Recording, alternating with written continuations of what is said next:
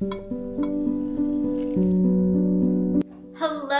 Homebodies! Welcome back to my Homebody Diaries, and today we're getting extra cozy. If your life seems to be crazy right now, like mine, you're experiencing a lot of FOMO and you're just looking to slow it down a little bit, you're in the right place. Today we're going to be embracing the coziness of home, some slow living, doing some cozy hobbies like baking therapy and talking about books. And we're just gonna wind down a little bit. We're gonna enjoy, we're gonna have some coffee, and we're just gonna spend some quality time together. Let's dive in.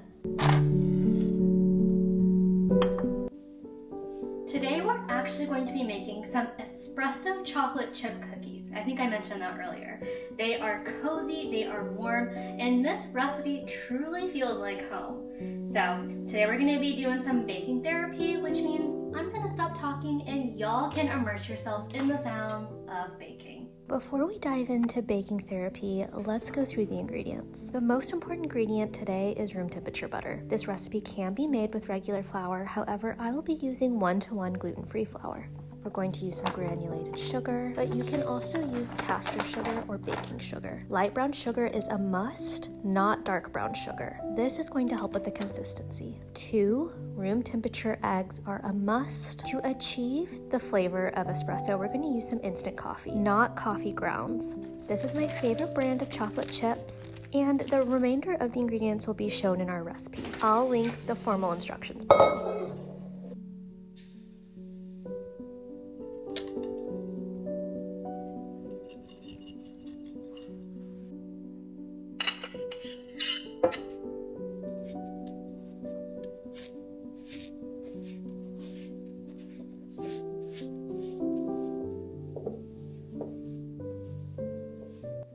Know what it is about cookies, but not only are they my favorite thing to bake, but they're my favorite dessert, period. I know like cookies aren't anything like super crazy special or like fancy, but it's really hard to beat just like a pristine cookie, one that is baked perfectly. And this recipe, it's pretty immaculate.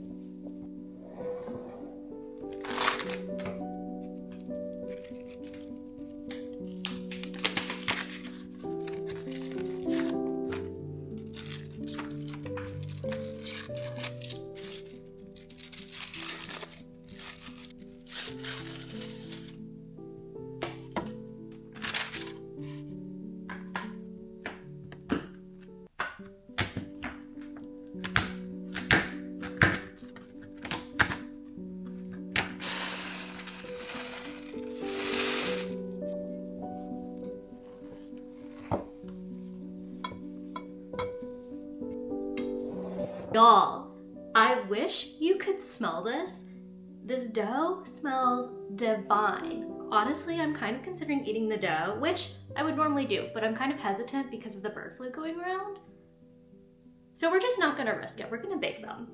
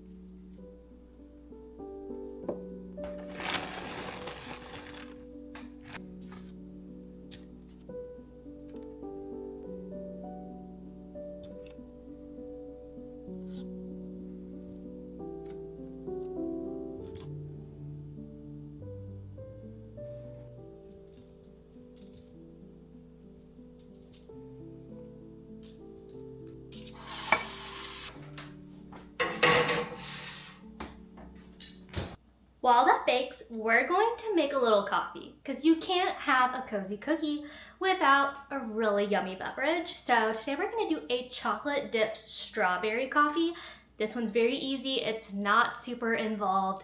And in 15 minutes, you could probably make 3 of them. Let's go ahead and whip us up a drink.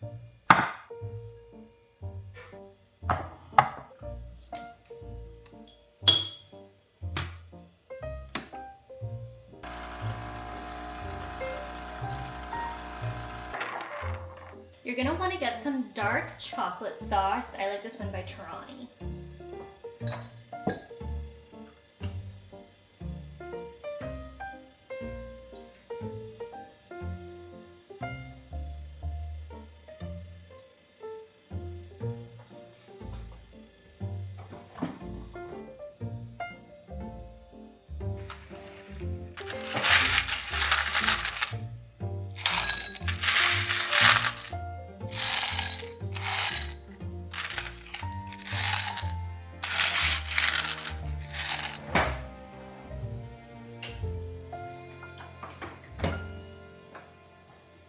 You can absolutely make your own strawberry milk, and I bet it would be incredible, but I was just at the grocery store and I ran across this.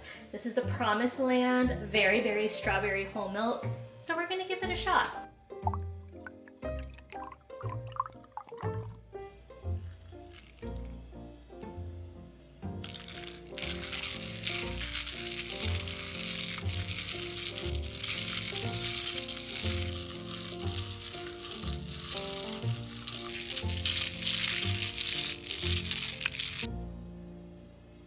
I was just about to take a sip of my coffee, but the alarm went off, so let's grab our cookies.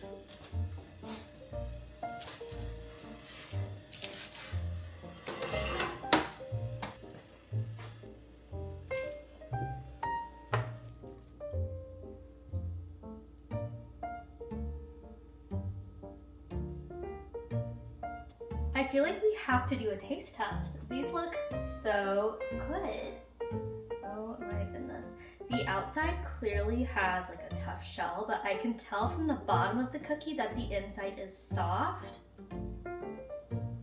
You can definitely smell the coffee or the espresso. Oh my goodness.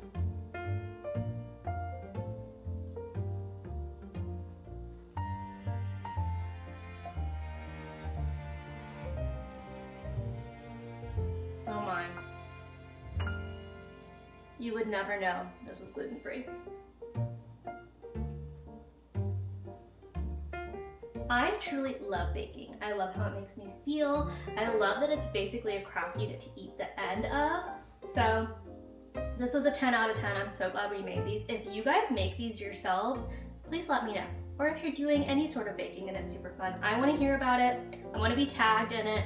I want to know what I should make next. So if you have any suggestions, don't be shy in the comments. We've tried our we've tried our cookie. Now it's time to try our chocolate dipped strawberry coffee.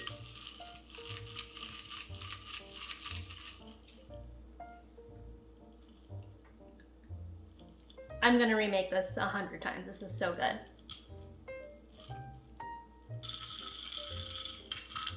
Immediately, yes. Now that we've had a little treat, we have our coffee ready, I think we should go talk about some books.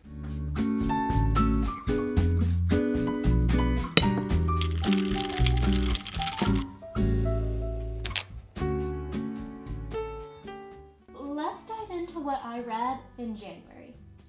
First of all, I'm a Kindle reader. It's the easiest way for me to read, and I swear, it makes me feel like I'm reading faster. If a book is good, I buy it as a hard copy. But my primary way of wanting to read is through the Kindle. I just like it. It's cozy. I can take it with me anywhere, and it fits in my purse without weighing it down. Obviously, my first book of 2025 for January was Kingdom of Ash by Sarah J. Maas. This is part of the Throne of Glass series. I read that for the latter half of last year, and then I read this one at the beginning of this year. I have some controversial opinions. I don't know why I'm so scared to share them. I thought this series was magical. I loved it. I loved the entire series, but this was a letdown. I know so many people love this book. I was so frustrated that I read 6 or 7 books before this one in this series talking about trying to beat Erewhon? I don't know how to say that. And then I feel like he dies in like 4 seconds. Like the lead up didn't make sense. And I'm not a plot hole girly. Someone tell me why it took close to, was it 4 months? It was longer than 4 months. It took Irene. See, obviously I've been reading the books and not really the audiobooks because I have no idea if I'm even saying these names correctly. But it took Irene literally 4 or 5 months to heal Kale. And she kills Erewhon in like a minute. And I just don't understand. I feel like there could have been a bigger scene there. And then going forward to Maeve, that was also a letdown. Like the way that she ended up dying, I have big feelings about. And also, another little tiny letdown is Lysandra deserved way more in this book. I really wanted more Lysandra scenes. She is probably my favorite character walking away from this book. I feel like we see her move and grow, and you just really get a lot of character depth with her, and I feel like we barely saw her in Kingdom of Ash. So overall, I'm gonna rate this book on a scale of 0 stars to 5 stars. This might be 3.5, which I want to give it 5 because it's the last one in a beautiful series, but that's genuinely how I feel. I'm so sorry. Also, my hot take for the whole Throne of Glass series is that Tower of Dawn was like the second best book. It was so good. I loved to see Kale's whole character development. It was so intriguing to me, and I am obsessed with Irene. She's truly an icon. Okay, the second book I read in January was The Boyfriend by Frida McFadden. I love most of Frida McFadden's books. They keep me on my toes, and I can almost never guess what's going to happen, and The Boyfriend was no exception. Like, I think I read this one in a day and a half. I just could not stop turning the pages. Her chapters are so short, so they make you feel like, oh, I can fit in another chapter. And literally, I breezed through this one. I love her books. The Boyfriend was crazy. I did not see what was going to happen. I'm actually not going to share any spoilers. I loved how we had Sydney and her life, and you're following the life of another person named Tom, and you just don't know what's going to happen, and how these two stories even intersect, but the intersection is quite wild, and I didn't see it coming at all. So 10 out of 10 recommend this one. But on a scale of 1 to 5, this maybe gets a 4.25 star. It was seriously such a page turner. The third book I read in January was Assistant to the Villain. Now this one came recommended, and I actually had it on my TBR list for a long time, so I'm so proud it made it out of the TBR. But I'll be honest, I had to try so hard not to DNF this. I felt like this was mostly character driven rather than plot, and I love a strong plot. The plot is what keeps me reading. I really did enjoy the characters of this book. I thought the characters had a lot of depth, and the villain was so interesting. Don't even get me started on the cliffhanger on the end. It makes me maybe want to read this book or the second part of the series in a later time. But this one had some hard spots. I will say this is definitely geared towards a younger audience, which is kind of why I had a hard time falling in love with the book. The idea is genius, it's really sweet, but I think I gave this one a 2.5 star out of 5. If I'm remembering correctly, I'll have to look up my Goodreads, but this one was hard to get through. I wish it had more plot, but overall, it was still a good read.